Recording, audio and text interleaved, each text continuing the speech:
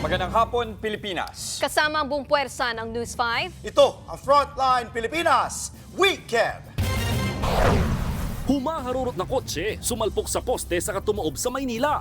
Driver, lasing daw. Dalawang Chinese na dating dawit sa Pogo, nahulihan ng mga di-lisensyadong baril sa Makati. Dalawang Vietnamese naman, nasa kote sa pagpapatakbo ng Peking Beauty Clinic sa Makati. Nakakabutas bulsang pamasahe papuntang Siargao, pinaiimbestigahan na. At pinakabagong OPM Countdown Show na Vibe, mapanood na sa TV5.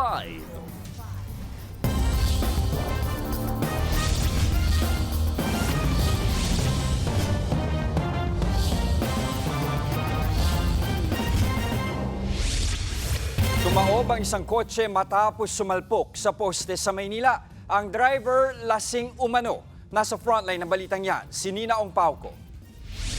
Wasak ang harapan ng sasakyang ito matapos sumalpok sa poste sa katumaob sa kahabaan ng Romualdez Street sa Ermita, Maynila pasado alas 3 ng madaling araw kanina. Ayon sa mga tanod, nakarinig sila ng malakas na pagkalabog. Pagtingin namin, may sasakyan na kumba dyan. Pumunta agad kami rito. Inano namin agad siya. Tingnan namin kung na may tao pa sa loob. Wala naman na. Parang ayaw pa makipag-usap eh. Parang Chinese o Koreano. Naabutan na nilang nakabaliktad ang sasakyan at nakalabas na ang driver na mukha raw lasing. Kwento pa ng ilang saksi, mabilis ang takbo ng sasakyan bago sumalpok sa poste. Pasado alas 4 ng umaga nang maialis ang humambalang na sasakyan. Nasa maayos naman ang driver, wala rin siyang tinamong matinding pinsala. Alas 7 naman ng umaga nang maiayos ng Meralco ang nasirang poste at kawad ng mga kuryente. Patuloy ang investigasyon sa insidente. Tumanggi magbigay ng pahayag ang driver. Nagbabalita mula sa Frontline, Nina Ongpauco, News 5. Arestado po ang dalawang Chinese national sa Makati matapos mahulihan ng mga di-lisensyadong baril. Ang mga sospek dati raw dawit sa Pogo. Nagbabalik si Nina Ongpauco. Timbog ang dalawang Chinese nationals na ito matapos makumpiska sa kanila ang hindi lisensyadong baril sa nirerentahan nilang apartments sa Makati City. 4 na matataas na kalibreng loose firearms ang nakuha sa kanila. Isang caliber 45, isang revolver 357, isang automatic shotgun, and sniper rifle. Yung long firearms, ano yan, pwedeng pang shooting, no? And then ito naman, mga short firearms na itong dalawa, pang sidearms, no? Pang personal. Sa investigasyon, pabalik-balik na umano sa bansa ang mga sospek. Upon checking doon sa kanilang visa, no, makikita natin about to expire na. Subject for search warrant natin kasi yung mga foreigners dito sa ating bayan are not allowed to possess. Sa inisyal na investigasyon, dati na raw nadawit sa Philippine offshore gaming operators ang mga sospek. Sa ngayon ay nag-engage sila sa mga business. Ay engage into Pogo before. Iniimbestigahan na rin kung posible bang miyembro ng People's Liberation Army ng China ang mga sospek.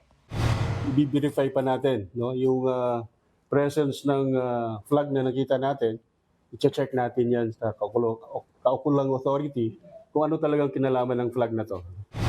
Sasailalim ang dalawang Chinese nationals sa inquest proceedings. Posible silang maharap sa reklamong paglabag sa Comprehensive Law on Firearms and Ammunition. Nagbabalita mula sa Frontline, Nina Ongpauco, News 5. Patay ang isang lalaki sa Leyte matapos saksakin ng kaalitang lasing. Sugatan naman ang isang binatilyo sa Biliran matapos saksakin din ng kapwa estudyante. Yan at iba pa sa Frontline Report na ito. Sugatan ng 19 anyos sa estudyanteng ito matapos saksakin ng kapwa estudyante sa Kabukgayan, Biliran. Sa investigasyon, galing daw sa bukid ang dalawa at naglalakad lang nang mangyari ang insidente. Nakulitan umanong suspect sa biktima dahil kinukulit siya nito kaya nagawa ang pananaksak. Agad namang nahuli ang suspect sa isang hot pursuit operation. Naharap siya ngayon sa reklamong frustrated murder. Sa Isabela, Leyte naman, patay ang isang lalaki matapos saksakin ng kanyang kaalitan sa barangay Santo Niño. Ayon sa pulis, dumating sa Sitio Lawis ang lasing na suspect at pinaghahanap ang 40 anyos na biktima. Nang lumabas ito, dyan na siya inundayan ng saksak. Paghihiganti umanong tinitingnang motibo sa krimen. Sinubukan pang isugod sa ospital ang biktima pero idineklara ring dead on arrival. Kulong na ang suspect na nahaharap sa reklamong murder. Sa Ibahay, Aklan, patay sa 8 tama ng bala si Vice Mayor Julio Estolioso. Yan ay matapos siyang pagbabarilin ng isang konsehal ng bayan habang nasa munisipyo. Ang tinitingnang motibo sa krimen, personal na alitan ng 2 opisyal. Parang nagkaipon-ipon na kasi may iba pang mga bagay na parang yung treatment sa kanya ni Vice ng victim ay parang iba kumpara sa ibang mga SB members. Parang nag-ipon-ipon na yung kanya yung galit hanggang sa dumating yung punto na gano'n na nagdala na sa baril. Puro lang lahat sa trabaho. Nakatakdang sampahan ng kasong murder ngayong araw ang suspect na konsehal. Nagbabalita mula sa Frontline, Faith Del Mundo, News 5. Sa ating ulat panahon, patuloy na binabantayan ng Pag-asa ang severe tropical storm Podul sa labas ng bansa.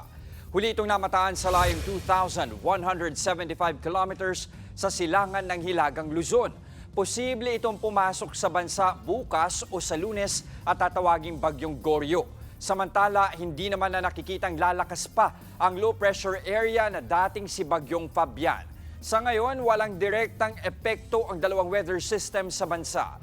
Pero posible pa rin ang kalat-kalat na pag-ulang dala ng habagat sa Ilocos, Cordillera at Cagayan regions. Habang pulo-pulong pag-ulan naman ang mararanasan dito sa Metro Manila at nalalabing bahagi ng bansa. Tingin ni dating Health Secretary at ngayon Deputy Speaker at Iloilo 1st District Representative Janet Garin, dumami ang leptospirosis cases sa bansa dahil kinulang anya ang preparasyon ng Department of Health ukol dito.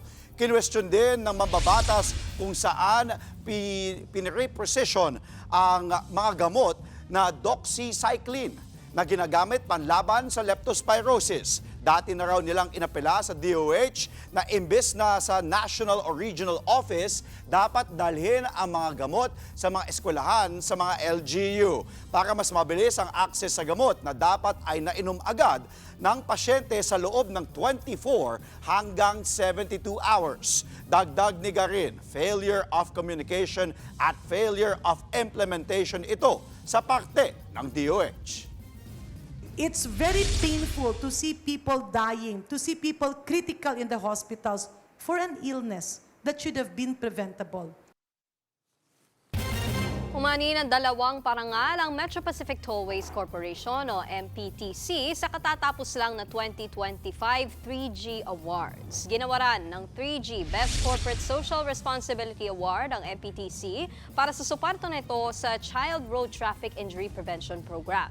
Naiuwi rin ng MPTC ang 3G Excellence Awards for Advocacy and Commitment to Corporate Governance para sa kanilang MyCG app. Nakatutok din ngayon ang NLEC sa paglilinis ng mga ilog at estero, katuwang ang LGU ng Maykawayan at Valenzuela. Si Manny V. Pangilinan na chairman ng MPTC ay chairman din ng TV5. Susunod, ang Peking Beauty Clinic Bistado. Lahat ng yan sa pagbabalik ng Frontline Pilipinas Weekend.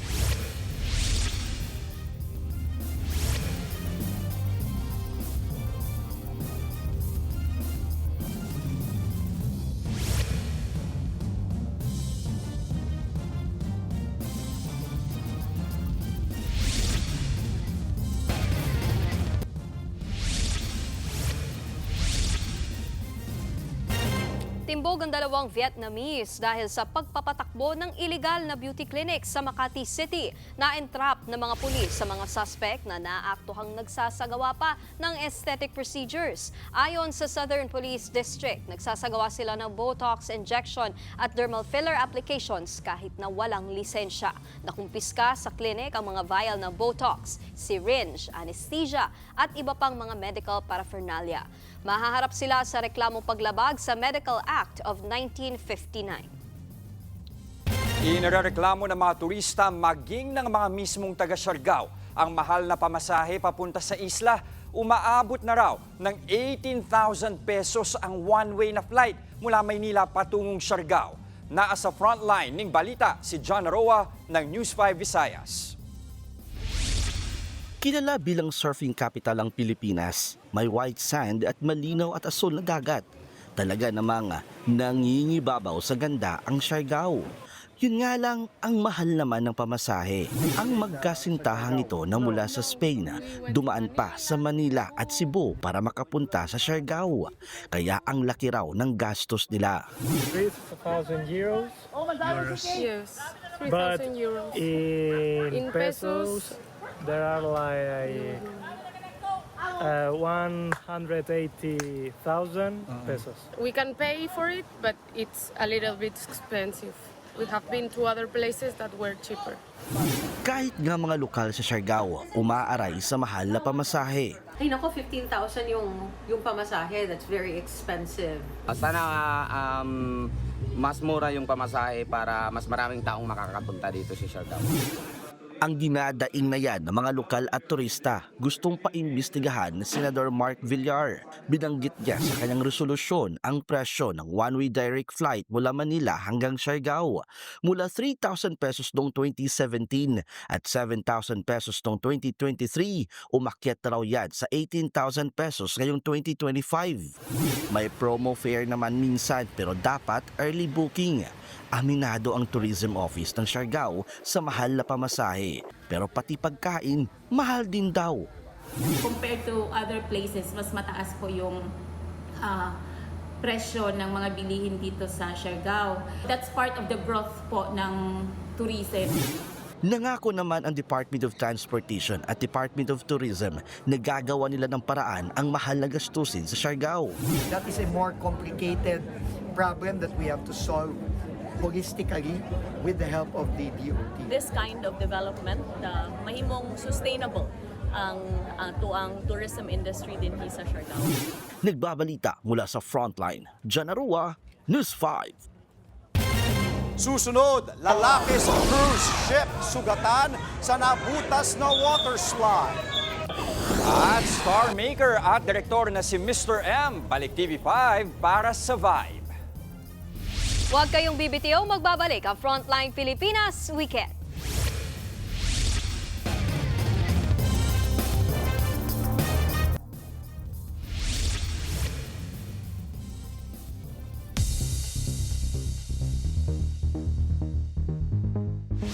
Sugatan ng isang lalaki matapos magpadausdos sa nabutas na water slide. Sa video na ito, makikita ang pagtagas ng tubig mula sa isa sa mga water slide ng Icon of the Sea cruise ship noong Huwebes. Ayon sa mga ulat, maswerte namang hindi nalaglag ang biktima mula sa butas pero nagtamo siya ng mga sugat sa binti at likuran. Nasa stable na kondisyon na ang lalaki. Aabot sa 46 na talampakan ang taas ng water slide.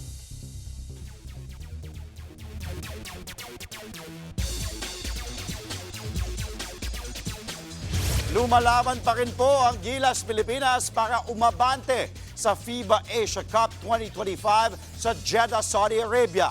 Ang score po ngayon, 60-50 pabor para sa Gilas with 5 minutes to go sa final quarter. Must win ang laban na ito para sa Pilipinas. Kapag nanalo kasi, ay buhay pa rin ang pag-asa nilang umabante sa quarterfinals. Parehong walang panalo ang Pilipinas at Iraq. Pero sa nakalipas na dalawang laro ay mas maganda naman ang inilaro ng Gilas. Sa mga gustong humabol, mapanood po ng live ang Gilas against Iraq sa One Sports Plus, PBA Rush at sa Pilipinas Live app.